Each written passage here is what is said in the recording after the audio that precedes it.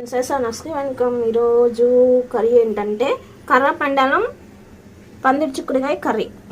ఇది కర్రపెండలం ఇలా స్టీమ్ చేసి పెట్టుకున్నవి ఇలా ముక్కలుగా కట్ చేసుకోవాలి. కర్రపెండలం నెక్స్ట్ వచ్చి పందిరి చిక్కుడుకాయ ఇలా ఉడకబెట్టుకోవాలి.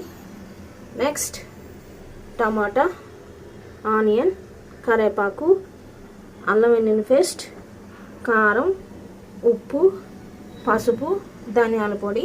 ఇప్పుడు మనం స్టవ్ అంటించి బాండీ పెట్టి ఆయిల్ వేసాము. నెక్స్ట్ వచ్చి ఈ పోపు గింజలు, ఆవాలు, జీలకర్ర, మెంతులు ఇవి వేసేస్తున్నాం. కర్రపెండలం అంటే తెలియని వాళ్ళు ఉన్నారు, ఒకవేళ ఉన్నా కానీ కొందరికి తెలియదు, చాలా మందికి చూపిస్తా. కర్రపెండలం అదే కర్రపెండలం అంటే దాన్ని అలా స్టీమ్ చేసుకున్నవి, దాని మీద తొక్క తీసి ఇలా పీసెస్ చేసుకున్నట్టు. కర్రపెండలం చాలా బాగుంటుంది టేస్ట్.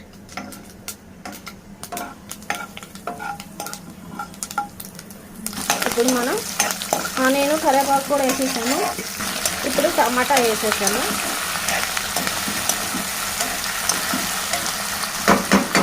ఇవన్నీ మగ్గాలన్నమాట. ఇప్పుడు దీంట్లో ఉప్పు వేస్తాను. తర్వాత పసుపు. ఇప్పుడు ఇది బాగా అటు కలుపుకోవాలి.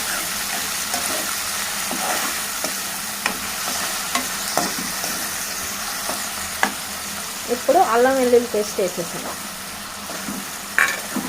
ఇప్పుడు దీన్ని కూడా అలా అయినా కలుపుకోవాలి. పచ్చివాసన అయితే కంపల్సరీ పోవాలి, అప్పుడే టేస్ట్ బాగుంటుంది. ఇప్పుడు మనం కారం వేసాము. ఎవరు కారం తినేదాన్ని బట్టి అంత వేసుకోవచ్చు. తర్వాత ధనియాల పొడి. ఇప్పుడు దీన్ని ఇలా కలుపుకోవాలి.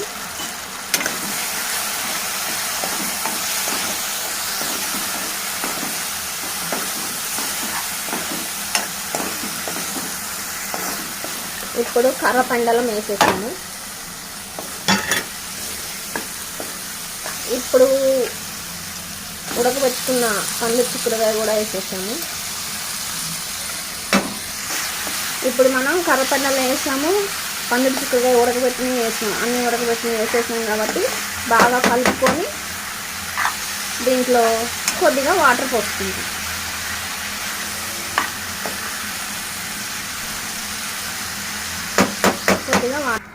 ఇప్పుడు వాటర్ పోసేసుకున్నాము. ఇప్పుడు కలుపుకొని మూత పెట్టేస్తే 2 నిమిషాల్లో ఫటాఫట అయిపోతుంది. మళ్ళీ చూపిస్తాను. చూసారు కదా, ఇట్లా చాలా అంటే చాలా మంచి టేస్ట్ ఉంటుంది. చూసారు కదా ఫ్రెండ్స్, ఎంతో టేస్టీ వంట కర్రపెండలం చిక్కుడుకాయ కర్రీ. సూపర్ అంటే సూపర్, అల్టిమేట్గా ఉంటుంది. నెక్స్ట్ వీడియోతో మళ్ళీ కలుద్దాం. నెక్స్ట్ వీడియోతో మళ్ళీ ఇంకొక టేస్టీ వంటతో మళ్ళీ కలుద్దాం. అంతవరకు సైనింగ్ ఆఫ్. బాయ్.